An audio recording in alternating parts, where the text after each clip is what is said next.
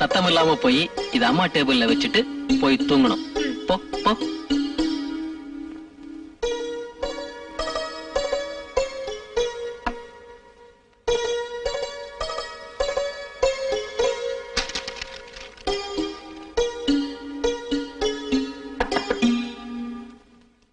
என்னடா கண்ணா பசிக்குதா?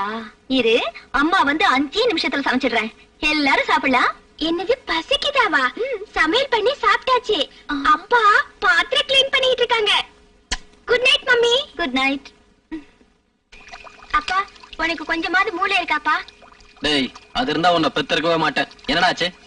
3 மாசமா முழுகாம இருக்கிற புள்ளதாச்சி ராத்திரி ஃபுல்லா தூங்காம பேப்பர் திருத்திக்கிட்டு இருந்தா அவ உடம்பு என்னத்துக்குப்பா ஆகும்? அம்மா போய் தூங்க சொல்லுப்பா. சரிங்க சார், போய் சொல்றேன் சார். போடா, போய் தூங்கு. Good night dot.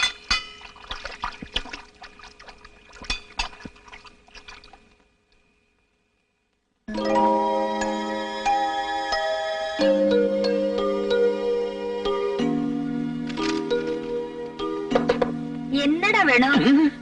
என்ன டாவா? ஐயோ, நான் குழந்தைன்னு நினைச்சிட்டேங்க. சரிடி, இதெல்லாம் எடுத்து வச்சிட்டு வந்து படுடி. வயிற்று புள்ள தாச்சி இப்படி ராத்திரியும் பகலும் வேலை செஞ்சா உடம்பு என்னத்துக்காகும்? எந்திரி வா. எனக்கு எத்தனையோ ஏழை பொண்ணுங்க இடுப்பு வலிக்கிற கடைசி நேரம் வரைக்கும் வயிற்றுல பிள்ளையையும் தலையில கல்லையும் சுமந்துட்டு வேலை செய்யறாங்க. நான் உட்கார்ந்து பாக்குற இந்த வேலைக்கு ரொம்ப தான் கவலைப்படுறீங்களே. அது இல்லம்மா, வந்து படுமா, தூங்குமா, உடம்புக்கு ரெஸ்ட் வேணும்ல. நான் அங்க வந்தா என்ன தூங்கவும் விட மாட்டீங்க, ரெஸ்ட் எடுக்கவும் விட மாட்டீங்க. மரியாதையா போய் தூங்குங்க. என் செல்லம் இல்ல.